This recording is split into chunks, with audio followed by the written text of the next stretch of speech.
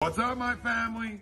Listen, first time listener, or you've been here the whole damn time. Hit that like, hit that subscribe, giddy up, let's go, no notes. That's my baby. That's my baby.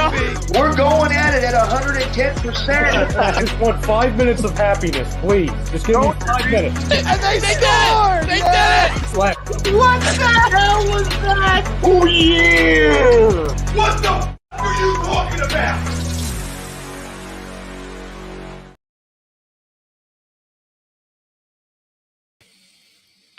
Good evening, good evening, good evening. Happy Thursday to you. Welcome to the Pro Fan Talk. My name is Marcus Thomas. Thank you for being a member of my team. I appreciate you. We are back. Had a little Thanksgiving dinner. Vince, first out the limo. What's going on, my guy?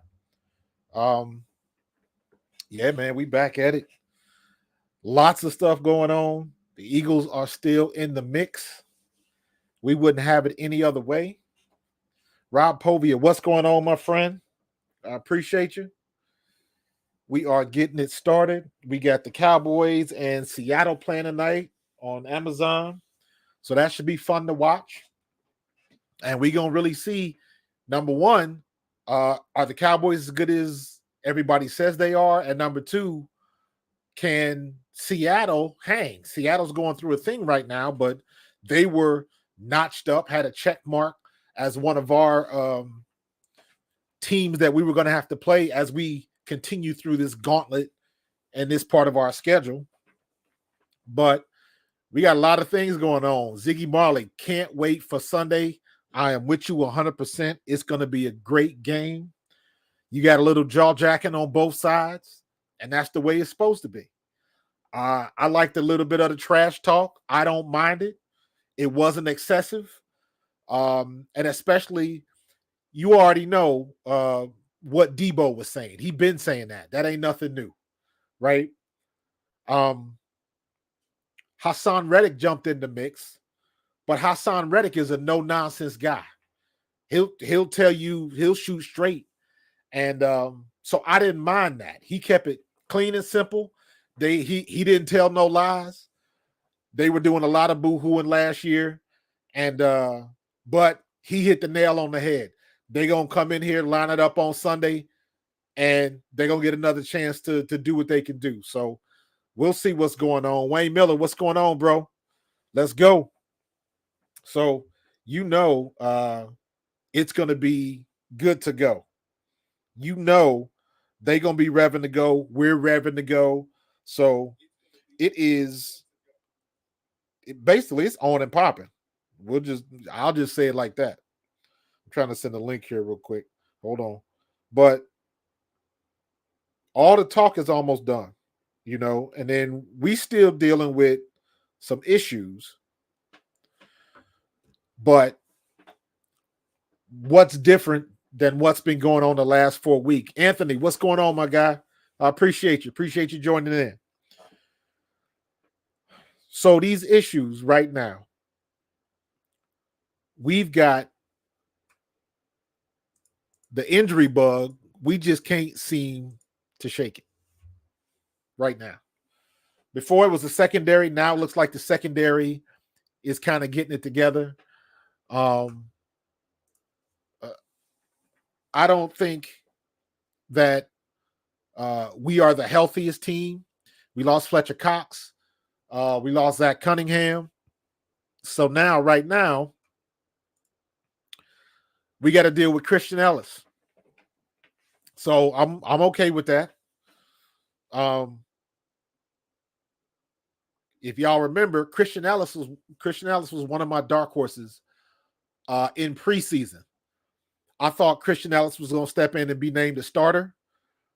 I thought he looked good in camp, but it didn't work out that way. Guess what? He's getting his opportunity now. So now we're going to see what we're going to see. So we are in the mix. What is going on here? Hold on. There we go. So we are in the mix, and we're going to see what's going on. Vince, do I think calling another NFL team trash is crossing the line? Kind of, But since it happened so long ago, it ain't no big deal. So here are my thoughts on all of the trash talk, because most of it's coming from one person, coming from Deebo, right? Because he was butthurt that they lost last year. And I understand that. And if you remember, I don't mind the talk, give it a week, 2 weeks after the game. But he kept going and going and going and going and going and going and going. The only person to me that I had respect for, and I've said this before, the only person that I've had respect for in the trash talk thing was Brandon Ayuk. Brandon Ayuk, to me, in that like little 2 to 3 week time period, it was a couple days after the game. I think it was the following week when we were getting ready for the Super Bowl. So it was in there, and we had all the press coverage, and y'all know how it works. And Brandon Ayuk made a tweet or Instagram live or whatever it was, and he was complaining, talking about how things went, and if Brock Purdy hadn't gotten hurt, things would have been different, all that kind of stuff. And guess what? I don't blame him for that, because if the situation would have been flipped, and it'd have been Jalen Hurts that got knocked out of the game, we would say the exact same thing. So I have no problem with that. But here's where I differentiate Brandon Ayuk from the rest of the stuff. He was going through his little rant, and then he stopped and he said, I can't really talk because, I'm on the couch watching them on TV. And he pretty much ended it there. That was his mic drop moment. And I was like, you know what? Props to you for calling it like it is. I understand the hurt, and we can empathize getting into a situation like that and not winning that game. We've been there. Philadelphia fans have been there. Y'all know what happened all them years ago when John Gruden came to town, and we had destroyed John Gruden and Tampa Bay earlier that year. We were supposed to stomp all over him. He came right into Philadelphia and embarrassed us. And they ended up winning the Super Bowl that year. So, I don't mind the trash talk. The Deebo stuff was getting old. The one thing I will say about Deebo is he put his name on it. He didn't put it in a tweet. He didn't put it on IG, on TikTok, none of that stuff. He said it in front of a live mic, in front of live cameras, and he put his name on it, and he didn't back down. Hey, respect to you. Say what you got to say and put your name on it. And that's exactly what he did. So coming in here this Sunday, we going to see what's what. He going to get his opportunity. He going to get his, and we going to have an opportunity to put hands on him. So that's the way the games go. I don't mind that. I like what Fred Warner said. Fred Warner was like, I wish they hadn't gotten into all of that because this is over. And he's 100% right. Everything that happened last year don't really matter anymore. Everybody's getting, up in arms about the rankings and how are you going to have 3 teams ranked over us and we beat all 3 of those teams? I don't know. It doesn't make sense. But at the end of the day, it doesn't matter. They talked all that mess last week when we played Buffalo. Why they would be better, why we would lose, this, that, and the other. And at the end of the day, what it comes down to is what happens when they step into the link at 4:30. Same thing's going to happen when we play San Francisco. Deebo talking, anybody saying anything, doesn't matter. Hassan Reddick, whatever he said, it doesn't matter. The only thing that matters is when they come into the link 4:30 on Sunday. That's the only thing that's going to matter. And we're going to put it down, and we're going to see where we stand. Injuries or not. Don't nobody care that we got linebackers injured.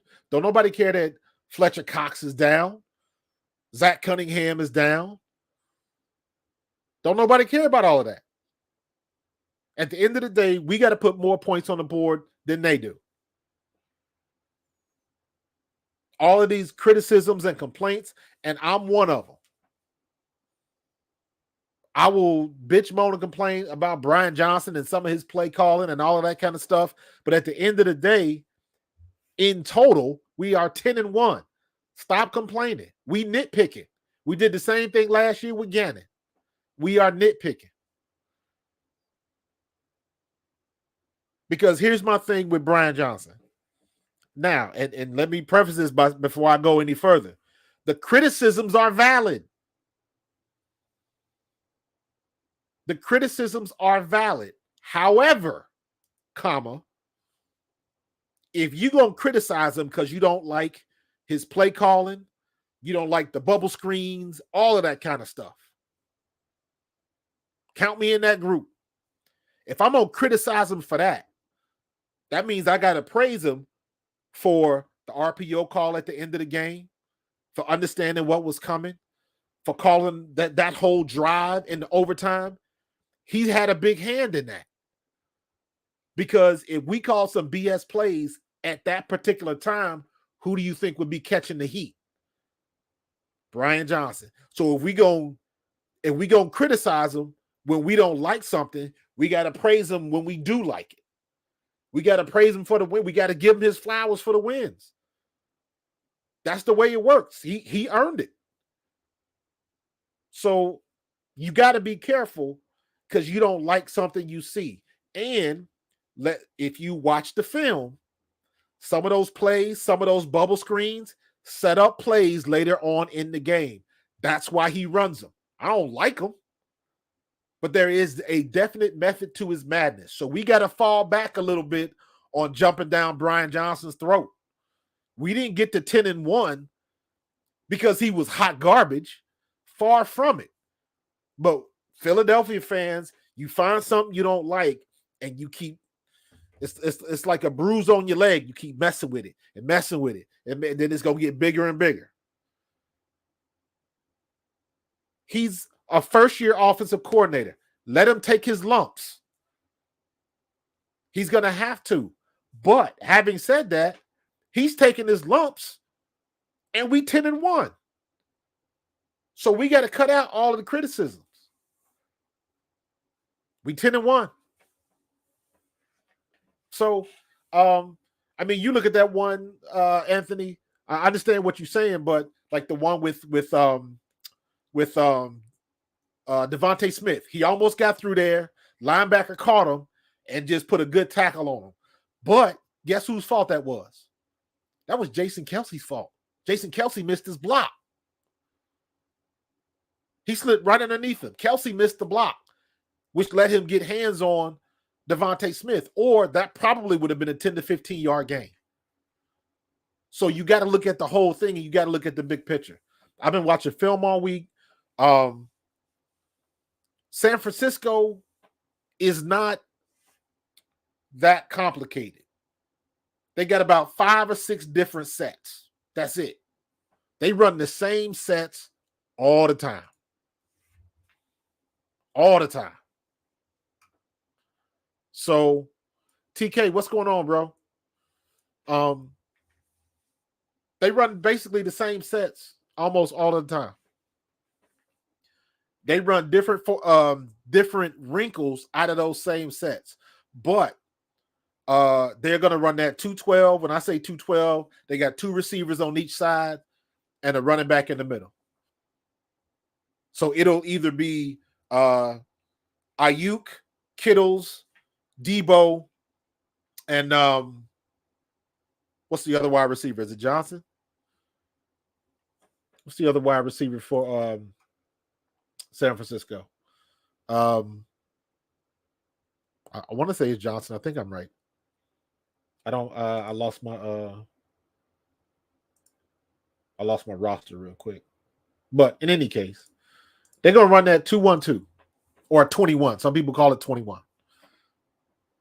So yeah, didn't nobody like the bubble screens back to back. I'm with you. I agree. But you know what? We won the game.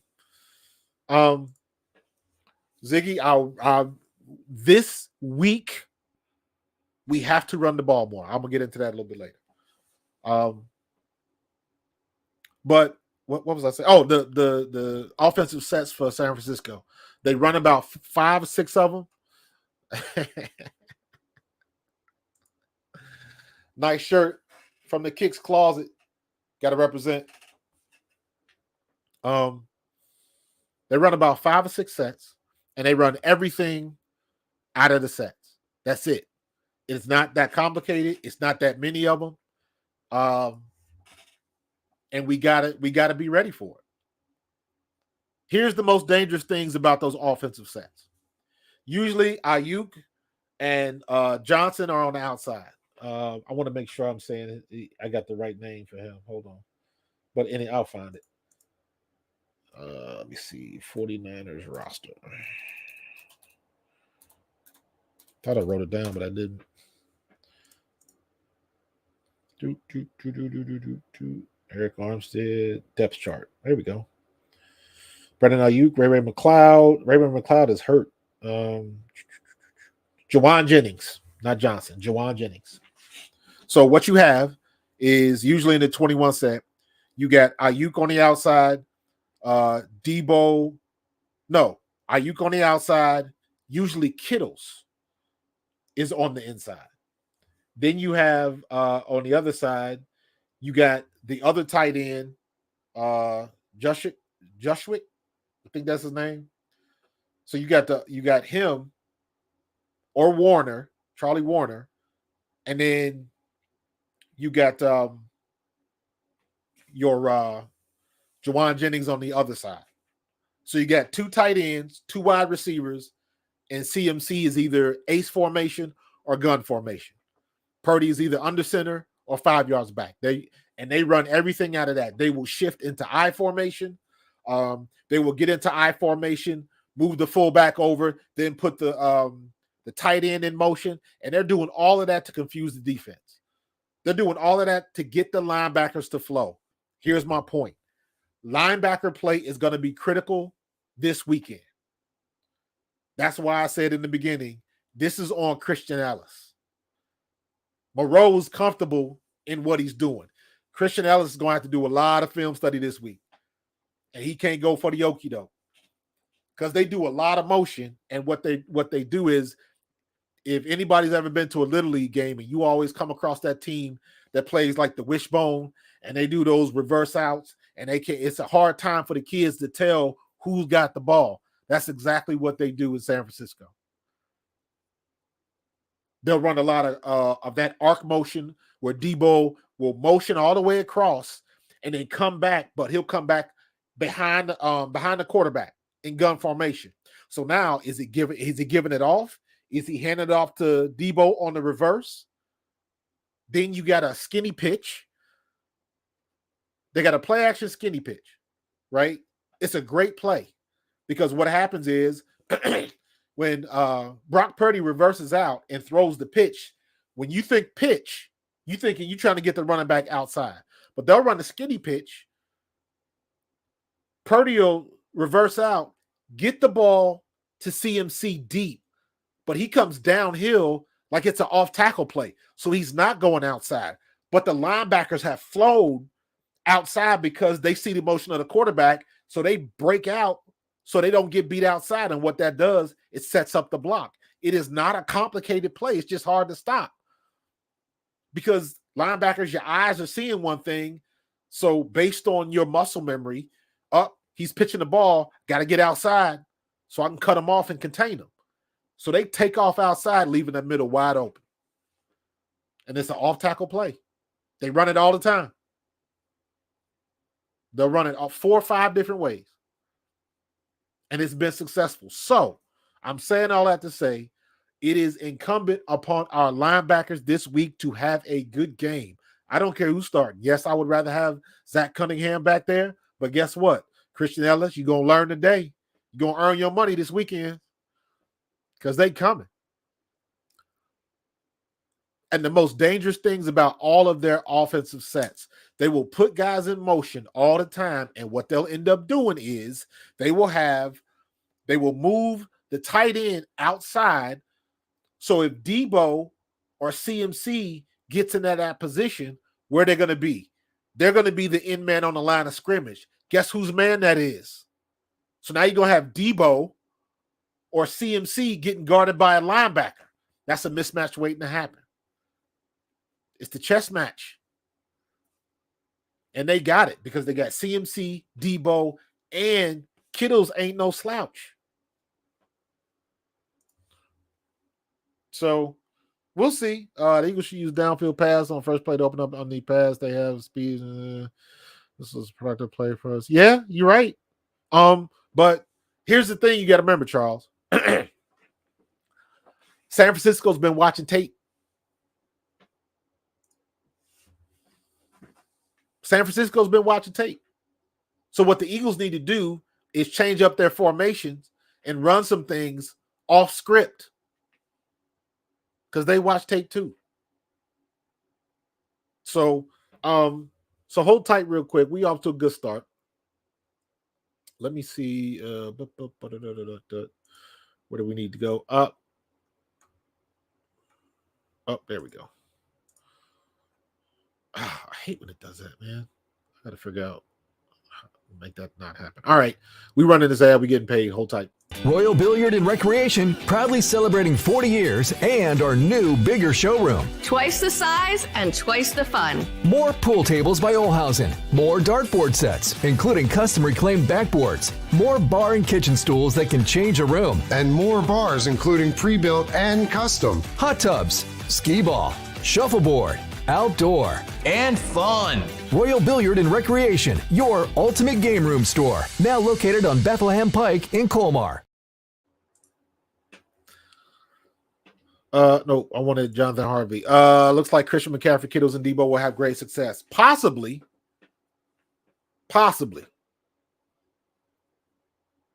It all depends on what kind of game plan Sean Desai is going to come up with. Sean Desai has been the one that has been making adjustments that have been making us successful.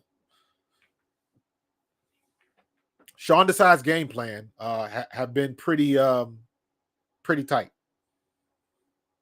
So he gets props from me. Let me see something real quick. Brands, brand color, overlays. Can't find this. Profile talk overlay. It don't matter. Anyways. Sorry about that. Sean Desai has been the one doing a very good job with the game plan and making adjustments at halftime. And we got to keep that energy up. And I always like to use the Rams game and Miami. The Rams game, because they were eating our lunch first half. Everybody's worried about Puka Nacua. And then that little receiver got healthy and came in, and they were killing us that first half. Second half, we shut them down. So making adjustments made all the difference. Then you have Miami. Everybody thought we were going to lose that game because Miami had that track team over there. The running back, both the receivers, the backup receivers, everybody got speed over there. So they just knew we were going to get jacked up. So, but again, we had the right game plan, and it worked out. So, Desai did the right thing, and he had it in there. Had the right calls, and we bottled up Tyreek Hill. And pretty much, again, shut them down in the second half. Now, can we apply that same logic to what we're doing when you got that three-headed monster? And not for nothing, lately, the last 2-3 weeks, Purdy's been scrambling pretty daggone good. So that's another thing we got to worry about. But I was watching the tape from the Seattle game last week, and the one thing I noticed was Seattle was getting pretty decent penetration and getting to him and collapsing the pocket. Purdy does stay in the pocket, but for whatever reason, it seemed like Seattle, they weren't getting their hands up. Purdy is 6'1", maybe. That's what they got him listed, so I'm going to say he's maybe 6 foot. But if he is 6'1", we got linemen that are 6'4", 6'5", and above. Get them big paws up in the air. The same way they be deflecting Jalen Hurts and getting picks off of that, we can do the same thing. We got to get in them passing lanes, and we got to get in his line of sight. That's what's going to make the difference. If we could only win one of the next 2 games, which one do you want to see more? This week. I would rather beat San Francisco this week because we've already beaten Dallas. So when it comes to the standings, we gain more ground if we beat San Francisco. That's why. I know it's a personal grind with Dallas, and I understand that, but I'm looking for whatever we got to do to get home field advantage. That's what I want. And we gain more ground with this win than if we beat Dallas.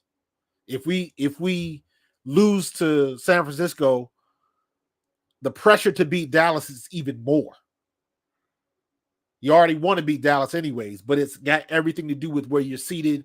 Are we playing at home or do we have to travel? That's what it comes down to. That's what we trying to take care of business. So we got these last 2 games. I believe we can beat Seattle, but I want to see what Seattle looks like tonight against Dallas. Dallas is supposed to be a team. I don't know if you would consider Seattle a top team anymore or a tough team. We'll see tonight. So I'm interested, heck, both of these teams. I got to scout Dallas and we got to scout Seattle. So we'll see. Press coverage that will allow our pass rushers. On defense, the Eagles should use press coverage that will allow our pass rushers that extra 1.5 seconds to put Purdy on his back. Might get flashbacks. Possible. Here's the problem with that. You got to pick your battles. Because when you're playing man-to-man, yes, the timing has to be there. However, if we don't get home and you give the receivers time to scramble, or you get somebody, if he breaks out and now you're playing free-for-all back there and you got Bradbury and Slay and Blankenship, you don't know what's coming because now they're scrambled. So now you in scramble drill. You don't know where those receivers going to end up. So it is incumbent. This never changes. Doesn't matter who we play. Doesn't matter what week we're in. This never changes. You have to win in the trenches to win. Period. DeAndre Swift doesn't get a 30-yard run if we're not winning in the trenches. If Jason Kelsey's not doing his thing. You have to win in the trenches. Period. If we don't get a get-off, if we don't get penetration, if Hassan Reddick and Josh Sweat, if they don't get home, doesn't matter. So press coverage is good if you get home. If not, it can be deadly. That's a big mistake waiting to happen because I don't care how good your DBs are, they can only cover for so long. So if you're going to press that envelope, you got to be ready. And we got to be sure we're going to get home because if you're going to do that, that is a gamble. And I don't want Nick Moreau or Christian Ellis having to cover Deebo or CMC. That's bad for business. And rest assured, San Francisco knows that. They do that with every team. They change their sets so the linebacker is guarding a skilled position, not a tight end. And for San Francisco, Kittles is on par with Goddard. Maybe even a little better. So to me, that's a skilled position. So we got to be ready with that. Our linebackers have to be ready, and our defense as a whole, we have to tackle. We have to get the ball carrier to the ground, point, period, end of paragraph. If y'all remember last year, I remember this play very vividly because I remember jumping up screaming when it happened. CMC breaks to the second level. Marcus Epps comes up and lays a smack on him, but he doesn't wrap up. CMC bounces off, goes in for the score. I don't want to lay hits. I want us to tackle. And we've not been very good at that the last couple of weeks. You look at what happened in Buffalo. It was 1st and 10, 1st and 10, 2nd and 2, 1st and 10, 2nd and 3, 1st and 10, 1st and 10. They were killing us at one point because we couldn't get off. We couldn't stop the run. Once again, San Francisco watched that tape. They know that. So we got to be better this week than we were last week when it comes to stopping the run. So this game will be say more about the Niners if they lose to the Eagles than vice versa this week. I don't think like that, Vince. Here's the way I see it. It doesn't matter. Take last year. Who does it mean more to? It means more to us. And if I'm a 49ers fan, I'm saying the exact same thing. It means more to us. So I'm not looking for moral victories, who can put their flag on top of the hill. I ain't looking for none of that. If we win, we're leading the division. And we got a much better chance to get home field advantage in the playoffs. If they beat us, they're in the same spot. And we fall back. So now you got us, San Francisco, and Dallas now a little bit closer to even ground. We're trying to give ourselves some room to breathe. So if we do catch an L, we're still in good position. Somebody's still coming to Philadelphia for the playoffs. That's the prize. So I don't care about what does it say more about which team. I don't care. The ultimate prize right now is to make it to the playoffs. Home field advantage in said playoffs. Number 1 seed in said playoffs. Number 1 seed means we play 2 games instead of 3. Less opportunity for injury, more opportunity to heal, more opportunity to scout your opponent. So I don't care about which team it says more about. That only comes into play anyways if we go out there and stink up the joint. Then you got to hear that everybody's going to say, well, finally the Eagles ran out of luck. Now, if it's a knockdown, drag out, last person that has the ball type game, then whichever way it goes, you're still going to have a measure of, I guess, respect. In the national media, is like, oh, that was just like the Buffalo game. Just like the Buffalo game. But it'll be a little bit different because the opponent will have a better record. So I'm not worried about which team it says more about. It's all about gaining the ground and getting ready, positioning yourself for the playoff run. That's what it's about, man. Wayne Miller, what's going on, dude? With us being so banged up right now, both OCs must be excellent. Slow starts for either one will cost us the game, and please let's win the turnover battle. Abso-friggin-lutely. We cannot put the ball on the ground, point, period, end of paragraph. I hope they are practicing their screenplays a little bit different. That one screenplay, they got deflected that cost us the game in New York and almost cost us the game against Buffalo. Slide to the left or the right before you deliver that ball because they know that is a film study. When you watch that pick was, he didn't throw the pick, it was a deflection. But that was a film study play. You notice that, you recognize the motion. Here's what I think is coming. So the defensive end is in the right position, get those big paws in the air, get to deflection, and once the ball's in the air, anything can happen. That's film study. We've seen it too many times before. Opponents know they do have some sense of what's coming because they watch film. So we got to, do we have to move Jalen Hurts around in the pocket a little bit more? Possibly. but we cannot turn the ball over. Period. 100% correct. All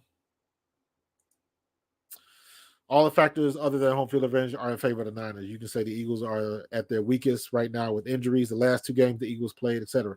Perfect time for the 49ers. Absolutely right. Absolutely right. I would give the 49ers the edge because the 49ers are the healthier team. They got everybody back.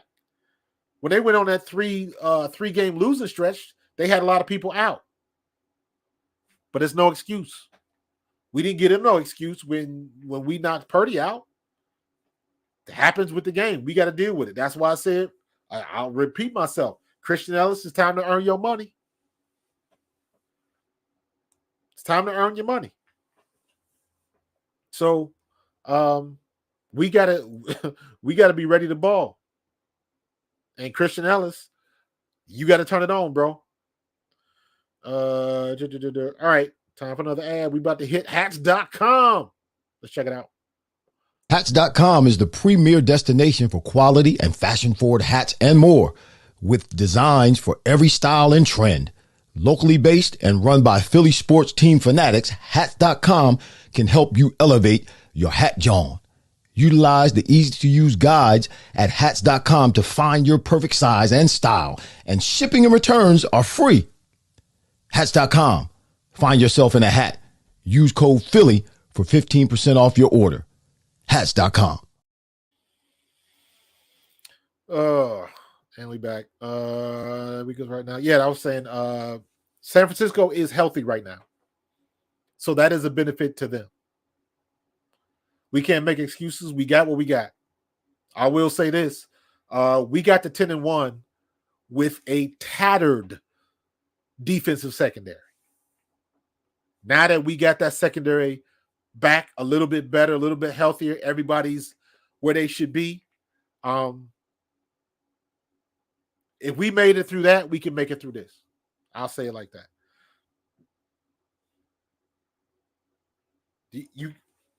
Sean Desai got us to 10-1 with the secondary masking tape and bubblegum, man. Somebody was always out.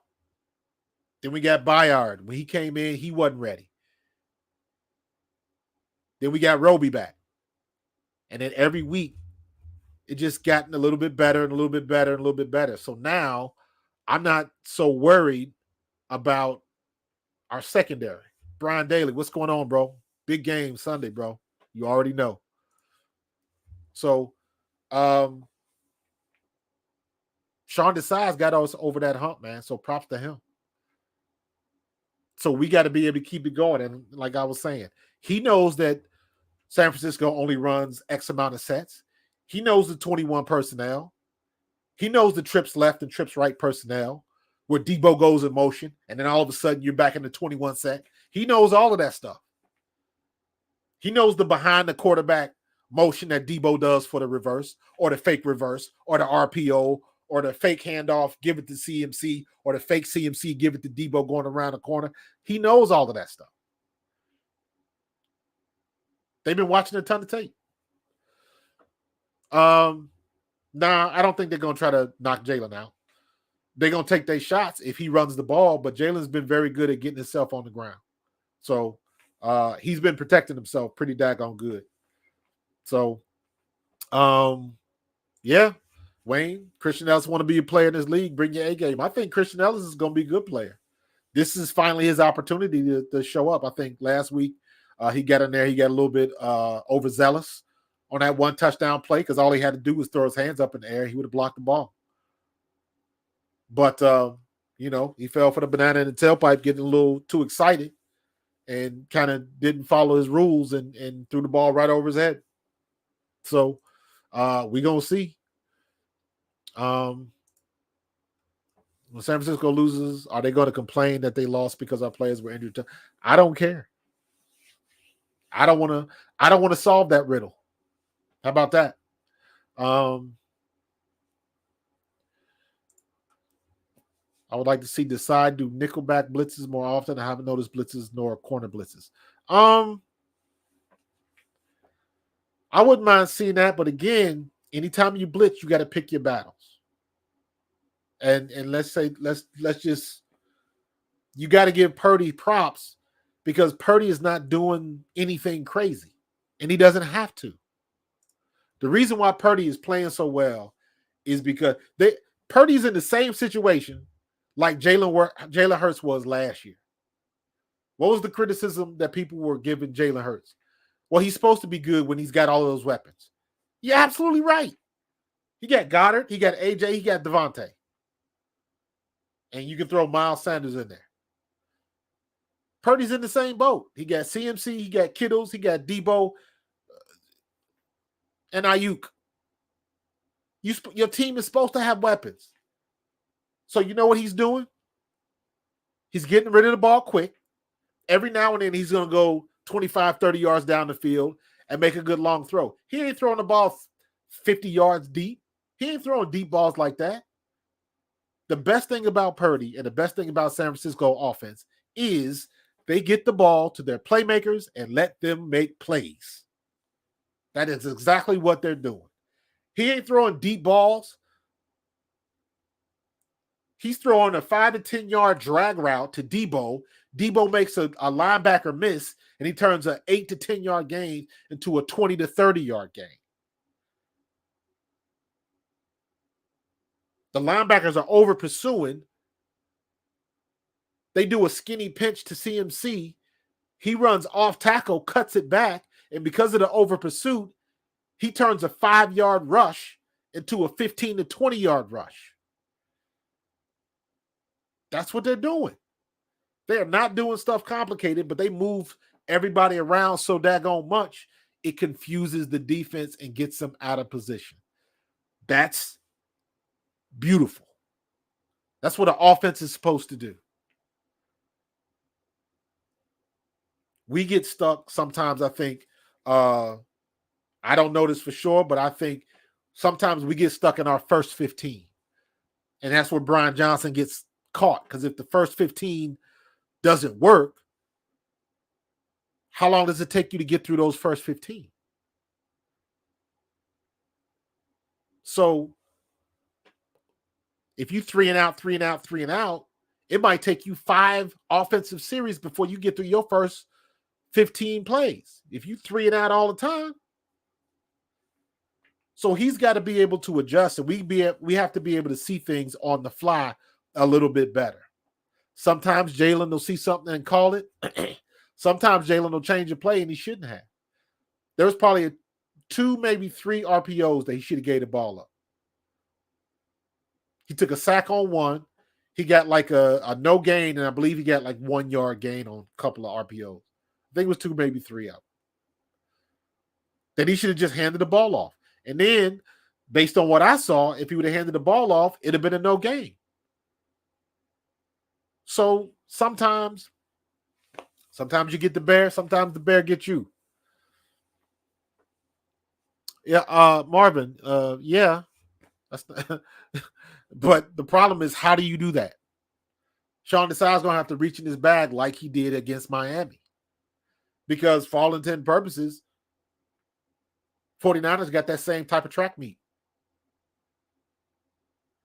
They got the same type of track meet. They got skill possessions everywhere, skill players everywhere. Everybody can make a big play. Everybody is capable of making a big play. Deebo, CMC, Ayuk, Kittles, and even the fullback, 44. Everybody's capable of making the big play, and that's what that offense does. So, you know what, Marshawn Lynch? I'm glad you said that. Watching film yesterday, and I watched the last week's game against Seattle, San Francisco and Seattle. In my opinion, yes, he is a good tackle, but Trent Williams does not look special. At least he did in that tape. Trent Williams did not look special in that tape against Seattle. Now, I'm not saying he was getting beat across his face or anything, but Seattle had a couple opportunities and they were getting pressure and they just couldn't get home. But I'm expecting something a little bit better with Jalen Carter, big man in the middle, Jordan Davis, and Josh Sweat. And I believe Milt Williams is coming back. So I think we're good to go. You can argue that Milt Williams has been as good as Hargrave. I would at least. So our offensive line needs to be tight there, and our defensive line needs to be tight. And I think we can do that. I think they're not ready for Jalen Carter. They haven't seen anybody like Jalen Carter. And I think we can take advantage of that. But we got to be able Purdy does not like to scramble. He can scramble, but he likes to extend the plays and get rid of the ball. He does not like to take off.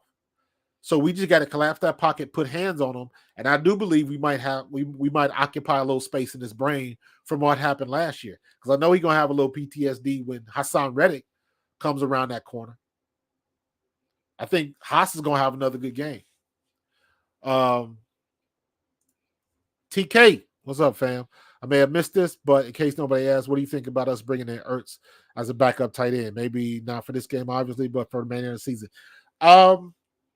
I guess it can't hurt. I don't know. I like Albert O, and I'm wishing that they can find a way to get this kid involved and get him the ball because he is a freak. Go look at his stats and go look at his plays when he was down in Denver. Maybe I'm missing something. There's usually a reason why they're not playing, but I want to see the kid play because I think he got some juice. But if Ertz comes up here, that means somebody got to go. So I wouldn't mind having him, but do we really need him? Can it hurt? Nah, not really. But I think it'll be as good as what we got right now because he ain't going to come in and just start beasting on folks. He got to learn the offense. He got to learn what he got to do.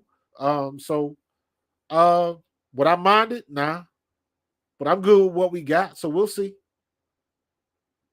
We'll see. We gotta. I'm not big on. They got the one pass to Stoll last week, and he had a good game from it. But here's my thing: if you got a backup in there, you got to find out if the backup is any good. Period. Look at the tape. Is he getting open? Is he not getting open? Or are we just not getting him the ball? So I think Albert O can be a stud, but if they don't give him the ball, it don't really matter. If we go Ertz, we can go 2 tight end sets. We can go a 2 tight end set now. They just don't. I wanted to see Dallas Goedert and Albert O in there on the field at the same time. That would be good to see. But for some reason, they don't do it. I can't answer that question. So we take what we get. So I like all of our tight ends. I like Calcaterra. I like Grant Stoll. All of them are pretty good. We got good size. All of them got good speed. But out of all of our tight ends, I think Albert O is the most athletic. He's faster than Goddard. Same size. They're both 6'4". Goddard's just got more experience. So, but that's just me personally. I want to see him play.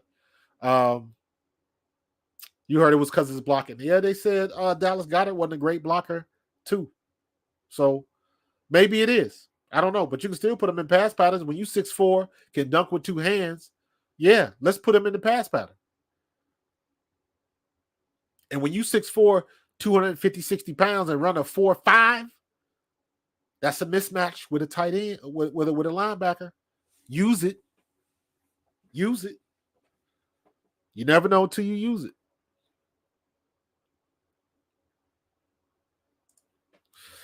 All the talk from national media has been how the Eagles are a inferior team and Niners, they home dogs. I cannot wait for the Sunday. Yeah, they're going to light it up. The media stuff, that's been like that all year. It was like that last year. It is what it is. People get butthurt about it.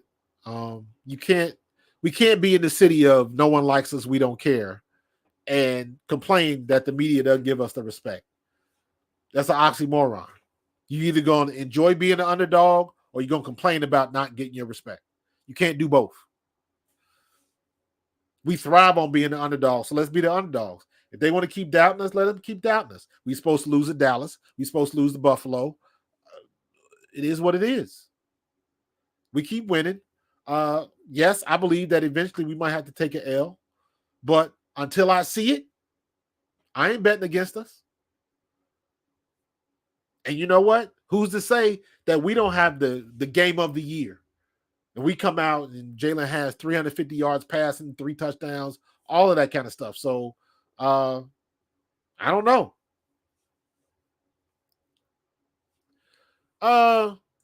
Listen, man, don't fall into that. Acho and Shady and all that kind of stuff. It is what it is with that, man. They're all media heads. Acho, Shady, Joy Taylor, Mina Kimes, Stephen A, Unk and Ocho, all of them, Skip Bayless, Keyshawn. It's all about generating social traffic, man. That's all it is. Most of that stuff. Who was it last year that they did the video? He was on the Bart Scott. I think that's his name. He was on one of them shows and he was just trashing Jalen Hurts. And it was like, dude, what do you like? If you watch games, some of the stuff they say is like you couldn't have possibly watched the game. Or you just got a personal bias with the team. That's possible too, because we get that a lot. So, yo, that was the quote. Y'all don't know Jalen Hurts like I know Jalen Hurts. That was a good quote.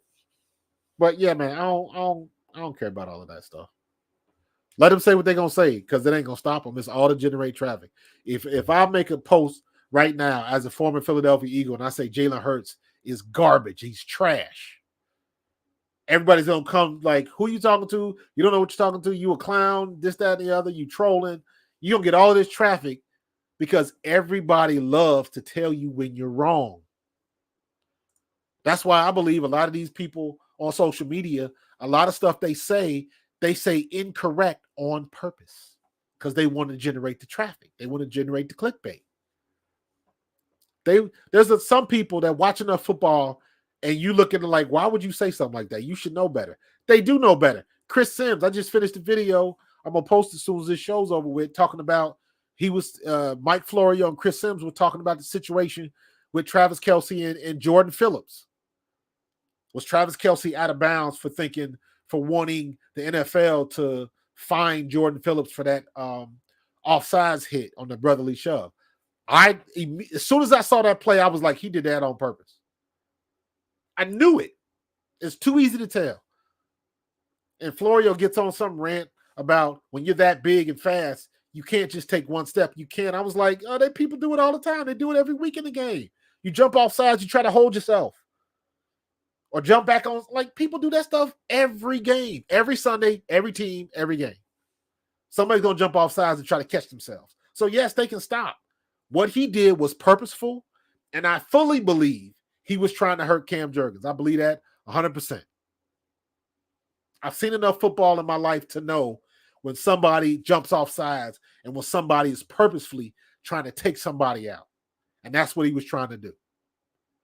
And then a couple plays after that, if you go watch the tape, Jalen was down one time. He tried to put his knee on him, tried to put his knee on his arm, in his chest. A couple of tackles, he came in with the late knee. He was a dirty player all game. So yes, he was trying to hurt somebody. So hold up. We're gonna go to Carlino, so hold tight. In our family, food is our daily bond. My nonna, affectionately called Mama by many, found solace and joy in the kitchen, sharing her love through delicious creations. She turned her culinary passion into a flourishing business alongside her husband and sons in 1983. Celebrating 40 years is a testament to our exceptional team, friends, family, and beloved customers.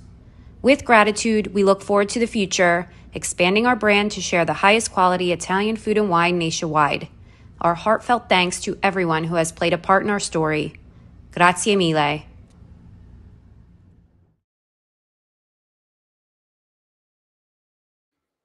Yeah, Anthony. Been a lot of talk about Shaq Lawson this week. Yes, he should be suspended, in my opinion. Check out my videos on my Pro Fan Talk YouTube channel.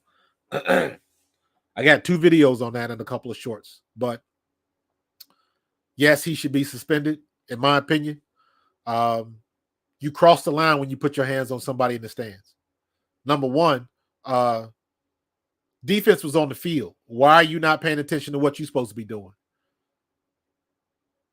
That part I didn't understand. Number two, It seemed to me like the dude wasn't doing anything other than just jaw-jacking, screaming, yelling, doing regular fan stuff. Could he have said some things and crossed the line with some of the stuff he said? Possibly. Do I believe he was yelling death threats from the start of the game and in pre-game all the way to that point? Absolutely not. I don't believe it. I call BS on that. I call BS that since the time you stepped on the field, he was hurling death threats to you from the stands. And if he was doing that in pregame, when pregame, the crowd ain't in the stadium yet, so you can have a regular conversation with somebody in the stands. And you telling me this dude was yelling death threats at you and your family before the game even started. I call BS on that. Sorry. Now, if I'm proven wrong and somebody provides some tape of what he said, then we'll have another conversation. But I'm calling BS on that right off the bat. It sounds like, and again, based on the way Phillips was playing through the whole game, he was already jacked up and extra anyways. Vince, the reason why didn't nobody ask the cop, because the cop was there and heard everything. There was nothing to ask.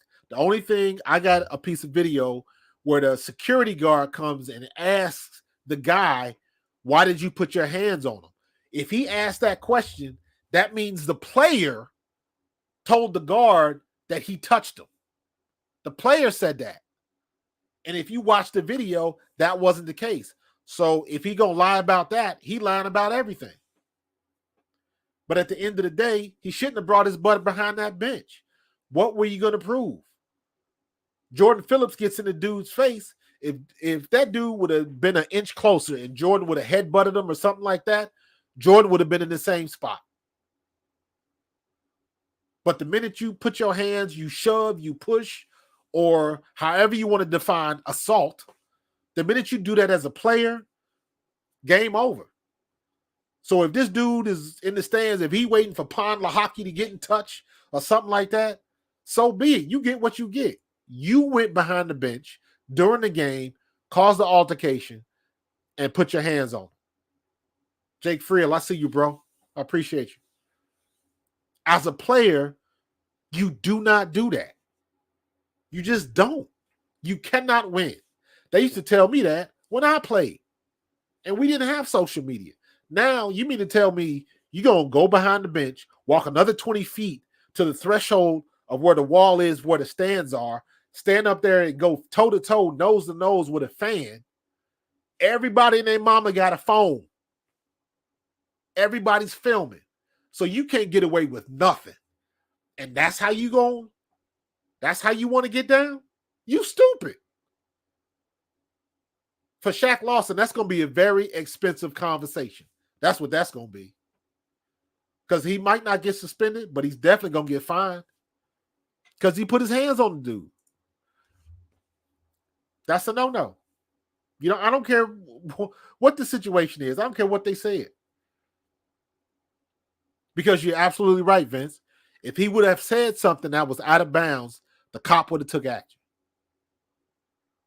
The cop would have took action. I've seen it before at other where they kick people out. Basketball got this down to a science because basketball is a lot more intimate and you can talk in a normal voice and they can hear you on the free throw line. You can do that at the basketball arena. And some of the stuff they say in basketball arenas is just straight foul. Some of the stuff they say at these college games and stuff these kids do when they get behind the visitor's basket and all of them holding up signs of an ex-girlfriend or some of the stuff they do, it is vindictive, it is personal, and they can cross the line. So is it possible that he could have been hurling death threats to his family and all that kind of stuff? Possibly, but number one, your family ain't at the game. So did he just, pick out your moms at random? I don't buy that. I'm calling BS on that. So he can give out that apology all he wants. I don't believe it. And there's probably enough video footage to prove it true. Because guess what? Those mics don't just pick up what's going on the field. Them hot mics can pick up everything. Matter of fact, I'm surprised the NFL doesn't do that anyways, just to keep themselves out of trouble. So I don't know. Jalen and Smitty are going to step up to the pressure this game. Jalen doesn't flinch. He's like Android. Yeah. The problem is not going to be our offense. Defense is going to win this game for us. I'm good with the offense. Whether we start out slow, whatever.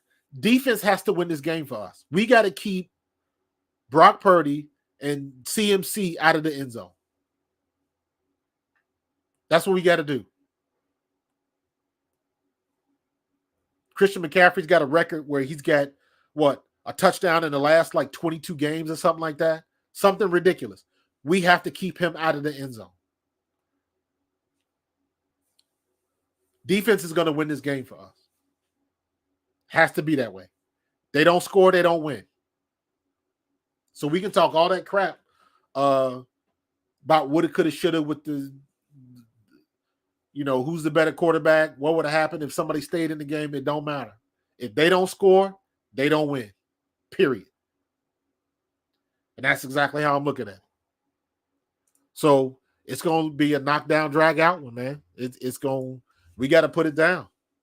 Kevin Byard and Blankenship has to cover so much ground in the perimeter to be short. Yeah, they have to be on point tackling. If you remember in the game, it was 3rd and long. I think it was 3rd and 8 or 9, and Blankenship just whiffed on the tackle for Josh Allen, and he ends up scoring. Or they kick a field goal. Plays like that matter. That's a 4-point swing. He makes that tackle, they kick a field goal, because then it would have been 3rd and 5, 4th and 5. But instead, they score. So we got to be better at that, man. We got to be sure of our tackles. We got to wrap them up, and we got to put it on them, man. We got to play a physical game. We have to be more physical than they are, because they're going to be out there chirping, talking a lot of smack, but we have to be more physical than they are, period.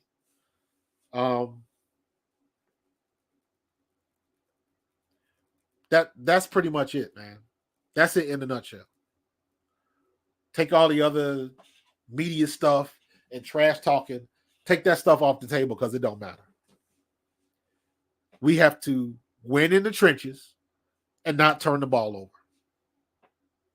That formula will never change. All right? I'm about to get up out of here. I'm going to watch this game. Great show tonight, man. Lively in the chat. I appreciate you. We're going to be ready to go. I'm about to post a video on my YouTube channel talking about Florio and Sims. So that'll be up in about 10 minutes. And then we're going to get ready for this game. And then we're going to do this again next week. Same channel, same time. Check me out on the mothership, A2D Radio. And let's hope that we're going to be 11-1. But we're going to find out. You're going to learn today. So I'll see you guys next week. Thanks for joining me. And I will see you then. Go Birds.